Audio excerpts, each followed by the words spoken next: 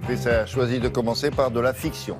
Oui. Imaginons. Bonjour Alors, William, bonjour à tous. Je me mets à la place d'un jeune énarque ambitieux qui voudrait se lancer en politique. Alors le gars sort de l'école et là, pas facile de choisir. Hein. Regardez, à la une du Monde, la droite est en plein désarroi.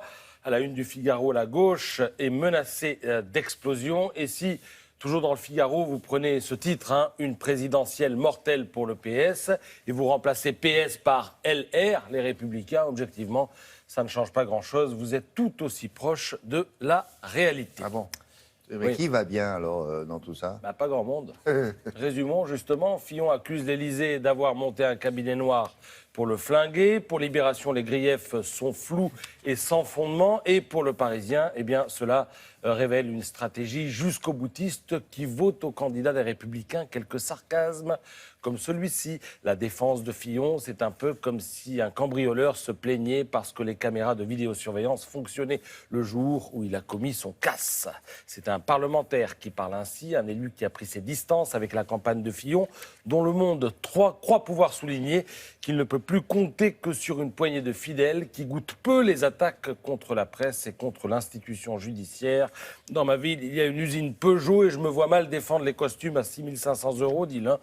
On s'est engagé derrière Fillon pour défendre le gaullisme social dans la lignée de Seguin. Et là, on se retrouve à suivre Trump, dit l'autre. Alors, résultat, 40% des Français sont prêts à voter blanc. C'est ce que vous verrez à la une de l'opinion.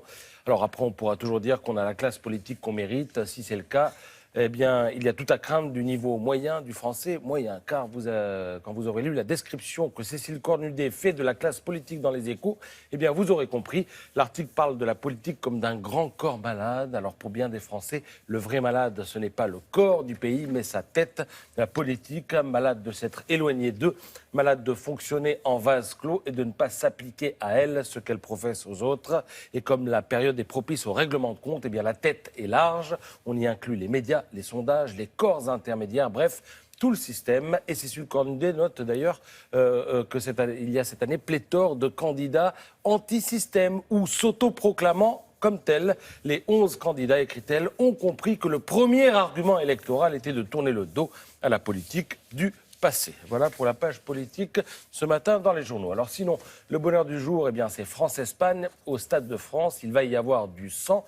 Non pas parce que ce match, bien qu'amical, est de prestige et donc il ne faut pas le perdre. Non, du sang neuf, avec Lemar, avec Dembélé, avec Mbappé. Partez à la découverte de ces nouveaux talents dans l'équipe ce matin. L'équipe où l'on apprend à la bonne heure que le match sera l'occasion d'une première en France. L'arbitre bénéficiera de l'assistance vidéo. Alors l'arbitre sera relié à un arbitre vidéo installé dans un van en dehors du stade avec ses petits écrans. Son rôle sera de répondre aux questions que lui poserait l'arbitre central ou même de l'interpeller au cas où il aurait pris une mauvaise décision. Mais il ne pourra pas le faire toutes les 2 minutes. C'est-à-dire qu'il y aura 4 situations de jeu au cours desquelles il pourra intervenir. Alors la première, c'est après un but pour voir s'il y a eu faute ou pas et si le but est validé ou pas.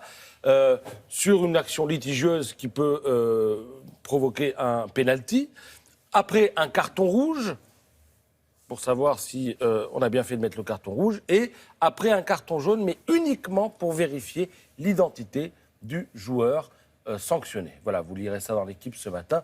Petit à petit, la vidéo émerge et peut-être sera-t-elle complètement sur les terrains lors de la Coupe du Monde 2018. C'est ce que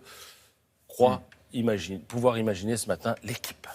Mais pourquoi le monsieur il est dans un van en dehors de l'enceinte du stade? Ah, peut-être pour ne pas qu'il y ait 150 personnes qui s'approchent de lui et essaient de faire pression, ou peut-être pour être tranquille. Et puis dans un van, en général... tranquille, en dehors du stade, dans Non, ce coin-là? En dehors du stade, c'est en dehors on va dire, non pas de l'enceinte sportive, mais en dehors du terrain. En dehors du terrain, Ouais. d'accord. Ouais. Dans un van, parce qu'il y a des vannes où il y a plein d'écrans. Et c'est comme ça Très bien. Comme une régie de télécom. Exactement.